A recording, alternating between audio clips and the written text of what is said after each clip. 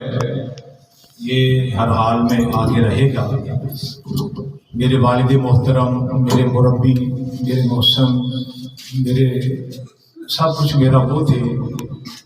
سب سے بڑی ان کی نیکی مجھ پر ان کا احسان ہے کہ انہوں نے مجھے پڑھایا، مجھے عالم بنایا اور پھر ساری زندگی صحابہ کی عزت کے لیے وقف کیا۔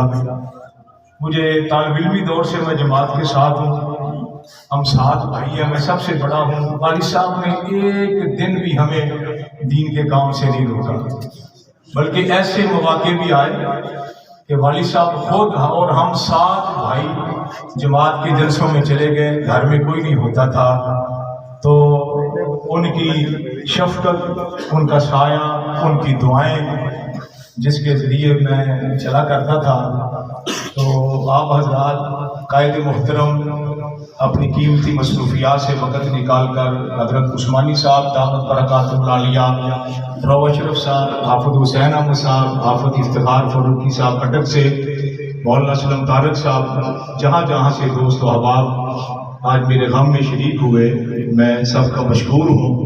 اور خاص کر کے رشتہ دار، برادری والے، گاؤں والے، ان سے اللہ کے لیے منت کرنا چاہتا ہوں کہ میرے والد صاحب سے ہاتھ سے یا زبان سے کسی کو دکھ پہنچا ہو تو اللہ کے لیے آج ان کو معاف فرما دیں۔ اور شرعی طریقہ ہے کہ اللہ کے محبوب علیہ الصلوۃ والسلام جنازے سے پہلے لین دین کا معاملہ کرتے تھے۔ میں یہاں موجود ہوں، میرے والد صاحب سے اگر کسی کا کوئی لین دین ہے تو میں نماز جنازہ سے پہلے وہ ادا کرنے کے لیے تیار ہوں۔ کسی نے میرے والد صاحب سے کوئی پیسہ، کوئی رقم، کوئی معاملہ ان کا ہو تو میں جنازے سے پہلے، جنازہ تب پڑھیں گے، پہلے ان کے معاملات ٹھیک کر لیں گے، پھر میں گاؤں والوں سے، رشتہ داروں سے، برادری والوں سے کہوں گا کہ ان کی زبان ہاتھ سے کسی کو دکھ پہنچا ہو تو اللہ کے لیے ان کو معاف فرما دیں۔ وہ ساری زندگی دین کی فکر میں رہے۔ اس علاقہ کے وہ بڑے معروف نعت خواں تھے، کوئی جلسہ ایسا نہیں تھا جس میں وہ خود شرکت نہیں کرتے تھے، اور جو مجھے علم پڑھایا، قرآن کا حافظ بنایا، انشاءاللہ یہ ان کے لیے صدقہ جاریہ ہے۔ اسی کے صدقے اللہ پاک ان کو جنت الفردوس میں اعلیٰ مقام عطا فرمائیں گے۔ کل دن میں احرار اسلام کے دفتر میں تھا، وہاں آل پارٹیز کانفرنس تھی، مجھے بھائیوں نے بتایا کہ طبیعت ناساز ہسپتال لے گئے، لیکن میں نے وہ پورا کیا وہ اجلاس۔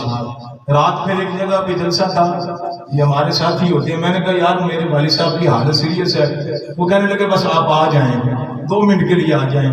وہ لوگ یہ نہ کہیں ٹائم نہیں لیا، بس ہمارا اعتماد بحال کر دیں۔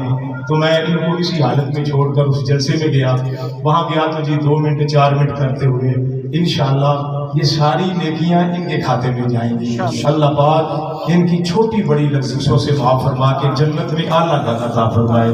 اب 2-4 باتیں قائد محترم نصیحت کے طور پہ سفیر امن حضرت مولانا محمد احمد دیہانی صاحب فرمائیں گے۔ اور دیکھو ہماری جماعت کا یعنی شہداء کو جماعت کے پرچم میں دفن کیا جاتا ہے، یہ دکھوں والی جماعت ہے، ہم نے کتنے جنازے اٹھائے، آج میں اپنے والد محترم کو اس پرچم میں لپیٹ کر اللہ کے سپرد کر